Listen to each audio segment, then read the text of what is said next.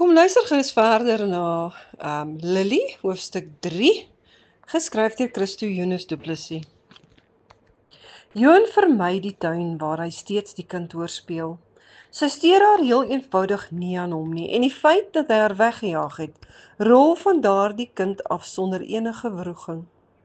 Die herinnering aan sy eie kind, wat nooit die geleentheid gaan kry om in die tuin te speel nie, en Irma wat hom verlaat het, is van vooraf rou in sy siel. Sy tronkervaring, waarna die meisiekind ewe vertroulik verwys het, sit steeds ook onder sy vel. Hy sug swaar en diep. Skielik hoor hy 'n benoude gil van onder uit die tuin. Hy storm by die deur uit en sy bene kan hom nie vinnig genoeg dra na die kind se speelplek toe nie. Hy soek deur die struike, maar sien glad nie die kind nie. Daar is tekens dat sy wel daar gespeel het, en anders as gewoonlik is daar van die plante se blare afgebreek. Hy wil haar roep, maar hy ken nie eers die vervlakste kind se naam nie. Dan roep hy maar soos mens iemand roep, sonder 'n naam roep. Hoi, kind, waar is jy? Dis slegs die stilte wat hom antwoord. Hy byt op sy tande en hy probeer weer. Hierdie keer roep hy harder. Meisiekind, waar is jy? Hoekom het jy so gegil? Die struik waarvan die meeste blare afgebreek is, beweeg en die kind kruip onder die bos uit. Hy moet sy lag onderdruk vir die klein figuurtjie wat voor hom verskyn. Die deurmekaar hare staan in wilde slierte op haar kop. Daar is dooie takke en blare in die deurmekaar boskaas. Haar rokkie is vuil en het 'n nuwe skeur in en hy vermoed dit het gebeur toe sy vinnig onder die bos ingekruip het. Haar oë is ligblou, amper deurskynend. Sy kyk wantrouig om haar rond en met haar oë groot gerek. Sy trek haar asem op en praat terwyl sy sug. Hier was 'n troll. Hy wou vir Myrtle en Amelie vang. Maar toe het Myrtle vir Amelie gehelp en toe vlieg hulle met 3 vlekkies weg. Toe sy weer praat, klink sy eensaam en hartseer. Maar toe is ek alleen en bang. En as die troll my vang gaan, Onnie kan niemand hê wat haar kan oppas nie. Hy weet nie eintlik wat om vir haar te sê nie, maar laat haar toe om te praat. Ek is jammer, oom Grootkabouter, oor die plante wat ek gebreek het. Ek was net vreeslik baie bang vir die troll. Die kind roer weer sy lagspiere, maar daar is vreeslike vrees in haar oë. Dis asof sy werklik vir iets geskrik het. Hy hoop maar dat dit werklik net haar denkbeeldige trol was. Hy voel hoe sy aan sy broekspyp trek om sy aandag te trek.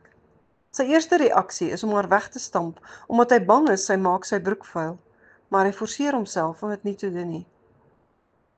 Jy moet nou seker maar huis toe gaan voor die trol terugkom. Daar sluip deernis in sy stem deur. Kan ek saam met jou stap om te keer dat die 'n trol jou nie vang nie? Sy skud egter haar kop beslis. Nee, doe maar wat. Ek sal gou-gou hol, dan is ek nou daar. So in die weg hardloop skree sy oor haar skouer.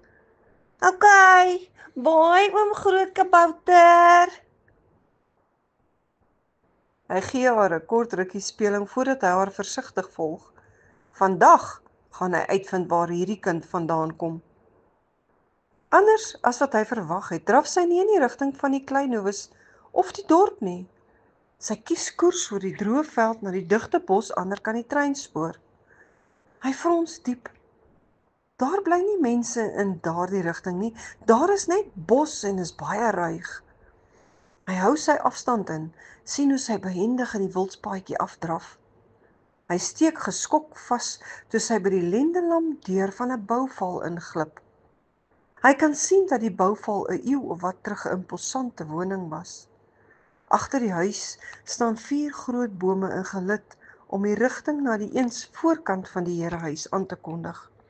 Maar nou is dit net 'n murasie. En sover hy kan sien is daar geen dak nie.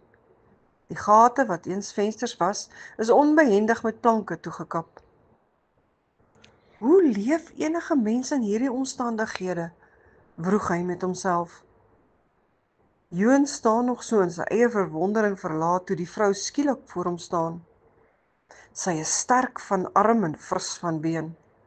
Haar breë heupe ten spyt is sy andersins nie groot gebou nie.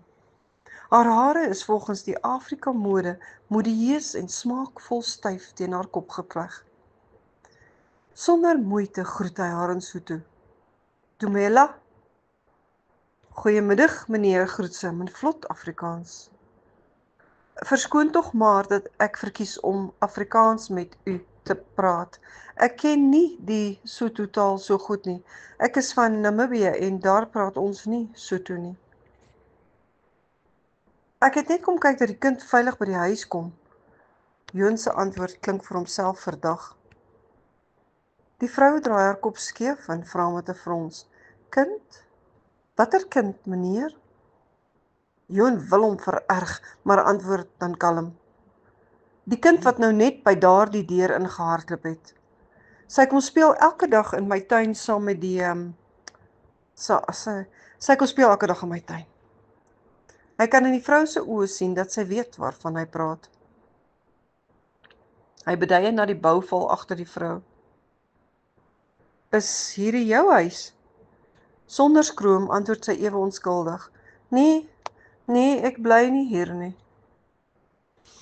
Al kom sy baie kalm voor, kry hy tog die indruk dat sy begin ongemaklik raak.